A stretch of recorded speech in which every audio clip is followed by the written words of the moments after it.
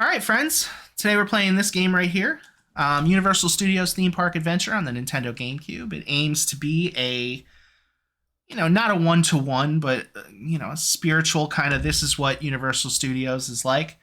It is a terrible game, and if you're asking yourself why we're playing a terrible game, it's because I just don't love myself that much. I like to put myself through these things. No, it's Back to the Future Day, or at least it is when I'm recording this. I have no idea when I'm going to put it out. It's October 21st.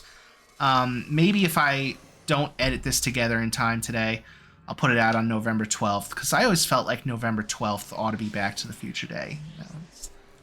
The day that Doc says is the central point of the entire space-time continuum, or perhaps a complete coincidence. Anyway, we're going to be playing this on my actual physical Nintendo GameCube. It is heavily modified. I have a GC loader along with a lot of other random mods in there. And I tell you this because we're not going to be able to use the disc itself. Like, we're going to be playing this on an ISO or ROM file, whatever you want to call it. But for the piracy nuts out there, I do have this game. I do own it. We can't use it because I've modified my GameCube to remove the disc drive. A lot of people give you crap when you talk about modifying GameCubes because, yes, you can do the Wii significantly cheaper, but I don't want to mess around with AA batteries every time I want to play a GameCube game. And yes, I'm willing to spend hundreds of dollars modifying the GameCube to avoid that. All right. Rather than playing the actual game itself, because the actual game itself is just terrible. You go around the park in a very confusing, poorly put together map, picking up other people's trash, which you should never do. We're going to use the attraction mode. I think as you beat the mini games in this, they unlock an attraction mode, so you can just play them whenever you want. That's my guess. I've beaten this so long ago now, I don't remember how attraction mode got filled out, but we're going to put it on hard because I don't think there actually is a significant difficulty change in the easy, normal, and hard on this. And this is my flex of the day. Got some other choices here. We're not going to play them, but I can at least kind of run through them. Jurassic Park is super hard. I didn't beat Jurassic Park, I want to say, until, I don't know, after college. Which actually, I mean, the GameCube came out while I was in college, but significantly after college, I think I beat Jurassic Park. It was the last of the mini games that I beat. Back to the Future, we're going to play. Backdraft, it's not super difficult, but, it's time consuming. I think it's like a 10-minute mini game. The ET thing is cute. It's not really very, it's not a good adaptation of the ride itself. Jaws is actually pretty cool. You take barrels and you throw them at the shark. The Wild Wild West thing is pretty lame because you're going around, you're shooting people, but you don't have a light gun. The quiz is super hard. I'm a big movie aficionado, and a lot of these are just way over my head. I don't remember. Oh, the match game is one of those memory games. You pick a card and then you pick another card and try to match it. And I don't remember the puzzle. It might be one of those things where you shift tiles around. I haven't played it in years. All right, but we're going to do Back to the Future. I don't remember Woody Woodpecker being that big of a deal at Universal. I mean, I think they had him, but they make him out to be the star in this. It's really weird. If you were going through the actual ride, Darlene Vogel, who played Spike, What's Wrong, McFly? You Got No Scrote in the Back to the Future 2. She narrates all of the pre-ride stuff, like the, keep your hands and feet in the car and all that. And then Christopher Lloyd returns as Doc Brown to do the actual story, like Biff stole the DeLorean. And Tom Wilson, for his credit, returns to play Biff. But none of them return for this game, which is such a shame. Because the person that they have doing the Biff voice is just awful. I mean, I don't know that I would say his bully is awful, per se, but the dialogue that they give him is just, it's not even stuff Biff would say. It's like, what are you doing? What's up? Are you okay?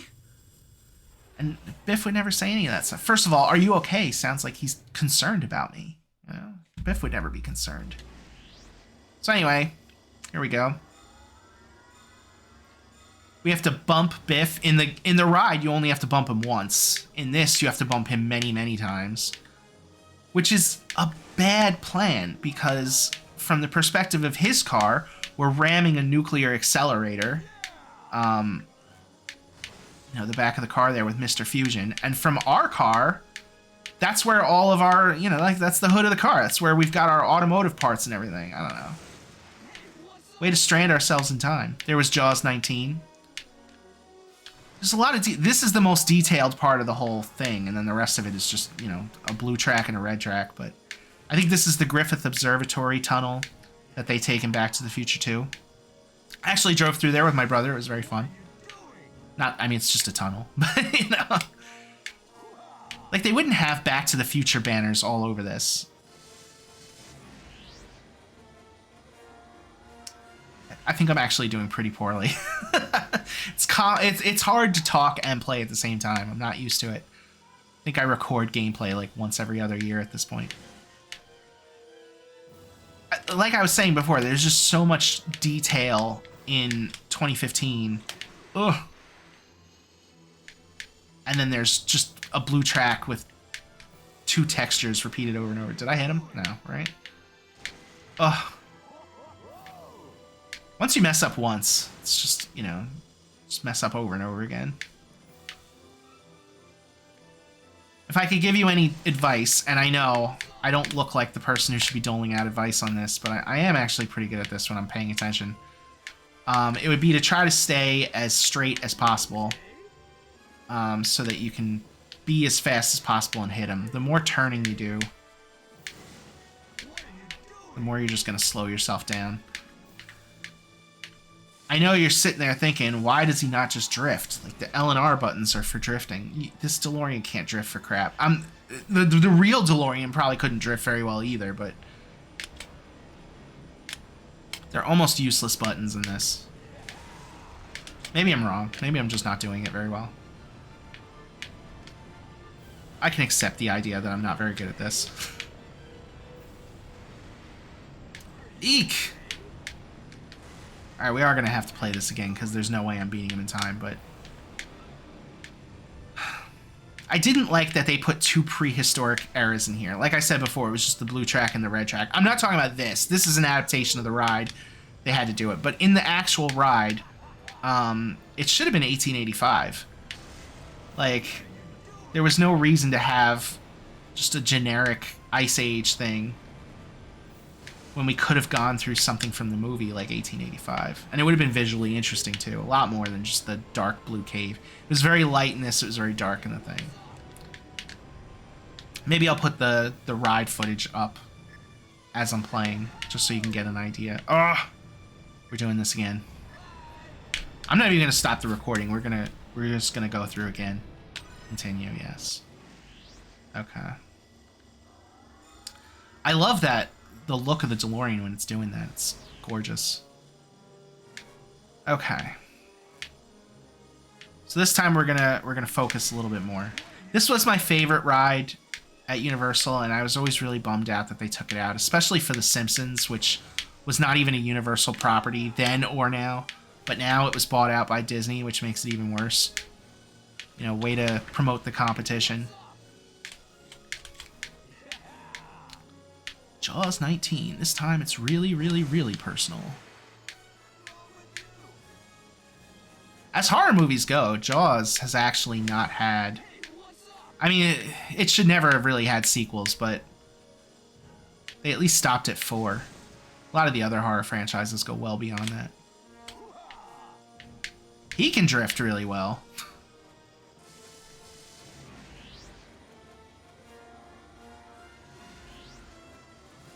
I guess if we were riding the 8-passenger DeLorean from the ride, we wouldn't be able to drift for anything. It would just be like one super wide plank.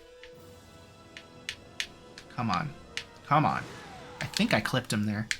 I actually have no idea if clipping him from the side versus hitting him straight on in the back deals any more or less damage. Oh, come on. I promise you I have beaten this a bunch of times. You'll see when I do get it. They keep track of your scores. So we're gonna use the drift button a little bit there. I think I did clip him there. It's hard to tell. I can't actually hear anything going on. I'm sure he's like, "What's up? What are you doing?"